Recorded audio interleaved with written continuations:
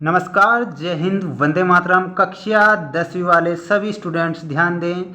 जैसा कि आप सभी स्टूडेंट्स जानते हैं, जो आपकी एग्ज़ाम है रुक जाना नहीं परीक्षा पेपर, वो काफ़ी नज़दीक आ चुके हैं। इसलिए हमारे द्वारा जितने भी पेपर बनाए जा रहे हैं वो काफ़ी महत्वपूर्ण हैं। जो आपके सिलेबस के आधार पर ये सारे के सारे प्रश्न हमने निकाले हैं, जो वेरी मोस्ट प्रश्न है वही इस वीडियो के माध्यम से आपको बताए जाएंगे, जो आपकी एग्ज़ाम रुक जाना नहीं परीक्षा पेपर में पूछे जाएंगे।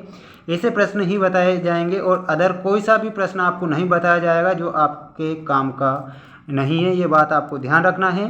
चैनल पर आप नए जुड़े हैं तो सबसे पहले आप चैनल को सब्सक्राइब कर लीजिए, क्योंकि हमारे चैनल के द्वारा सारे के सारे पेपर वेरी मोस्ट बताए जा रहे हैं एग्ज़ाम से पहले और आपको प्रैक्टिस करने के लिए। आइए शुरुआत करते हैं हमारे प्रश्नों से। इस पर जो प्रश्न मैं आपको बताऊंगा वेरी मोस्ट प्रश्न बताऊंगा, ठीक है।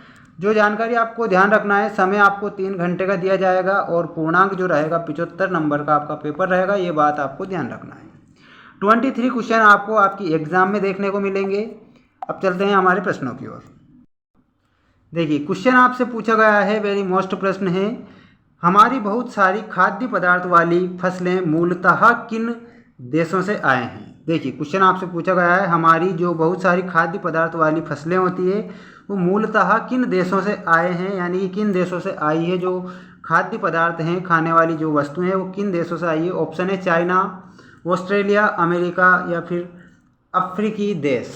इसमें आप करेक्ट उत्तर क्या बताएंगे? इसमें आपको जो करेक्ट उत्तर बताना रहेगा America is the correct answer, ठीक।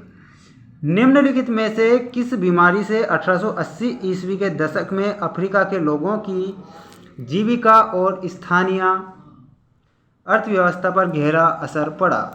चेचक, रिंडरपेस्ट, हैजा या फिर प्लेग। इसमें आप करेक्ट जो उत्तर बताएंगे option number B, rinderpest is the correct उत्तर, ठीक।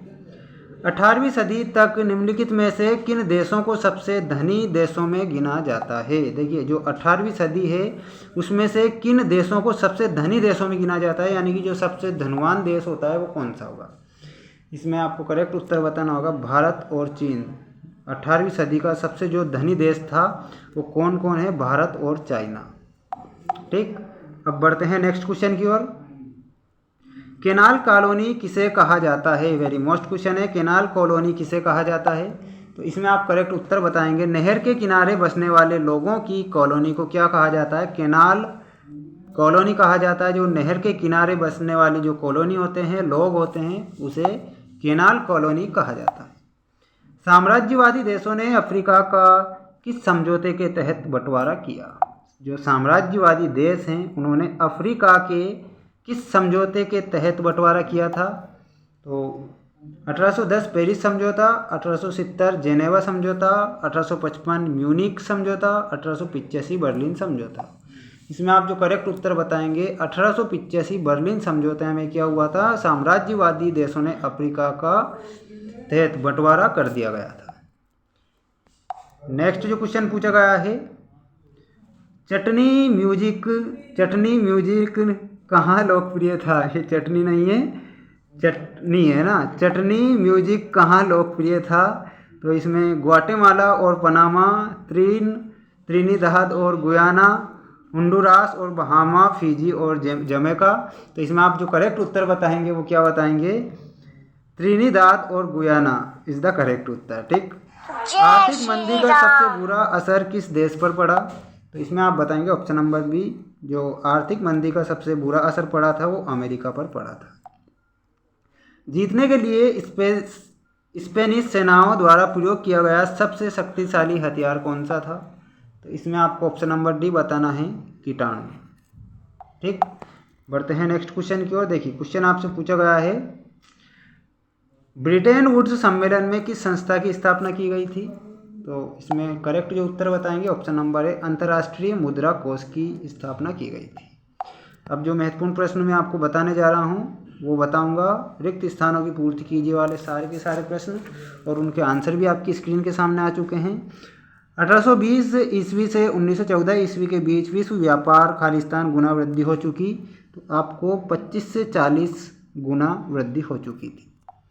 खालिस्तान रेशम मार्ग एशिया के विशाल क्षेत्रों को आपस में जोड़ते थे, बल्कि एशिया को यूरोप और उत्तरी अफ्रीका से अफ्रीका से जोड़ते थे, तो आपको रेशम फिल करना रहेगा।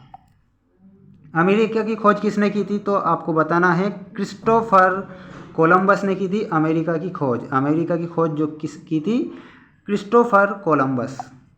आर्थिक महामंदी की शुरुआत खालिस्तान वर्ष में हुई, तो 1929 में। आप याद रखेंगे, भारत के ज़्यादातर अनुबंधित मजदूर पूर्वी उत्तर प्रदेश और बिहार राज्यों से विदेशों में जाते हैं, तो ये वेरी मोस्ट प्रश्न है, आपकी एग्जाम में पूछा जाएगा। नेक्स्ट क्वेश्चन है छठा, हेनरी फोर्ड उद्योगपति ने 1920 के दशक में लागत कम करने का निर्णय लिया था। अफ्रीका में 1890 के दशक में खालिस्तान नामक बीमारी बहुत तेज़ी से फैल गई थी, तो रिंडरपेस्ट आपको बताना है। अब इसके बाद जो नेक्स्ट क्वेश्चन है वो है आपकी सही जोड़ी मिलाई वाले काफ़ी महत्वपूर्ण प्रश्न जो आपकी स्क्रीन के सामने आ चुके हैं। क्वेश्चन आपसे पूछा गया है सही जोड़ी मिलाइए में पहला, विश्व व्यापार संगठन की स्थापना कब हुई थी, तो आपको 1995 बताना रहेगा। गेट की स्थापना आपको बताना है, गेट की स्थापना कब हुई थी, तो 1947 में गेट की स्थापना हुई।